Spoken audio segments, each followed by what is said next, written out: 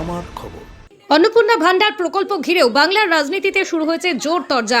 ভোটের আগে প্রত্যেক মহিলাকে মাসে ৩,০০০ টাকা দেওয়ার প্রতিশ্রুতি দেওয়া হলেও ভোট মিটতেই সেই প্রতিশ্রুতির সঙ্গে জুড়ে যাচ্ছে একের পর এক শর্ত। এই অভিযোগ তুলে সোমবার রামপুরহাট পুরসভা ঘেরাও করে বিক্ষোভে সামিল হলো কংগ্রেস। এদিন দুপুরে রামপুরহাট শহর কংগ্রেসের নেতৃত্বে শহর জুড়ে মিছিল করেন কংগ্রেস কর্মী সমর্থকরা। শহরের বিভিন্ন রাস্তা পরিক্রমা করে মিছিল এসে পৌঁছয় রামপুরহাট পৌরসভায়। সেখানেই পুর কর্তৃপক্ষের কাছে একটি স্মারকলিপি জমা দেন কংগ্রেস নেতৃত্ব। কংগ্রেসের মূল দাবি, অবিলম্বে অন্নপূর্ণা যোজনার পূর্ণাঙ্গ তালিকা প্রকাশ করতে হবে। পাশাপাশি ভোটের আগে দেওয়া প্রতিশ্রুতি অনুযায়ী কোনো শর্ত বা যোগ্য অযোগ্য বাছাই ছাড়াই প্রত্যেক মহিলাকে ৩,০০০ টাকা দিতে হবে। কংগ্রেস নেতৃত্বের অভিযোগ, ভোটের আগে বলা হয়েছিল সব মহিলাই ৩,০০০ টাকা পাবেন। এখন কেন যোগ্য অযোগ্য বাছাই করা হচ্ছে? কেন নতুন করে শর্ত চাপানো হচ্ছে?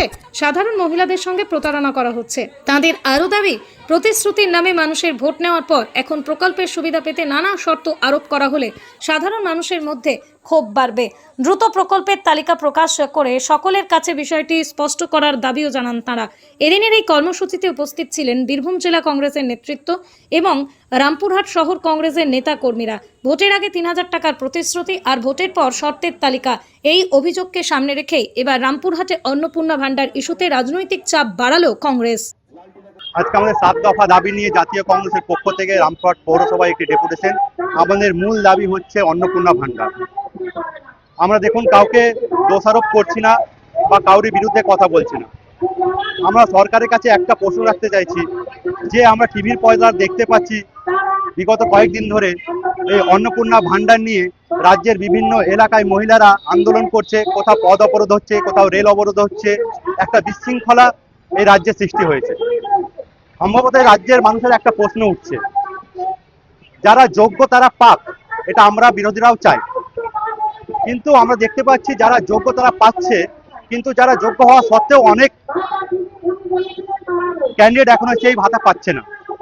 আমরা রাজ্য সরকারকে ধন্যবাদ জানাই যে ১৫০০ টাকার জায়গায় তিনি ৩,০০০ টাকা করে অন্নপূর্ণা ঘোষণা করেছেন, কিন্তু সেটা এখনো বাস্তবায়িত হয়ে উঠতে পারেনি।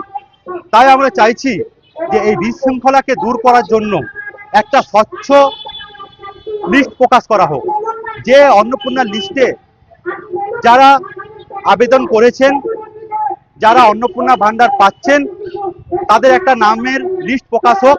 তাহলে মানুষের বিভ্রান্তি কেটে যাবে, মানুষের সন্দেহ কেটে যাবে যে যারা যোগ্যতার ভিত্তিতে পাচ্ছে তাদের নাম থাকবে, আর যারা পাচ্ছেন না, যারা যোগ্যতা নেই তারা পাচ্ছে না, তাদের কারণটাও তারা সেই লিস্টে দেখতে পাবে। তাই আমরা চাইছি যে অন্নপূর্ণার একটা স্বচ্ছ লিস্ট প্রকাশ করুক এই রাজ্য সরকার। বীরভূম জেলায় সেনকো গোল্ড অ্যান্ড ডায়মন্ডসের মেগা শোরুম এখন বোলপুরে নতুন রূপে শান্তিনিকেতন রোডের উপর ইয়েস ব্যাংকের কাছে। দক্ষ কারিগরিতে তৈরি হালকা থেকে ভারী ওজনের আধুনিক ডিজাইনের সোনা, হিরে, প্লাটিনাম, রূপোর গয়নার বিপুল সম্ভারের সঙ্গেই দ্বিতল এই শোরুমে রয়েছে কস্টিউম, জুয়েলারি এবং গ্রহরত্ন।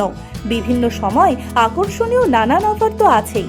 বিস্তারিত জানতে যোগাযোগ করুন 8001607007 এই নম্বরে। দেখতে চোখ রাখুন আমাদের ফেসবুক ও ইউটিউব চ্যানেলে।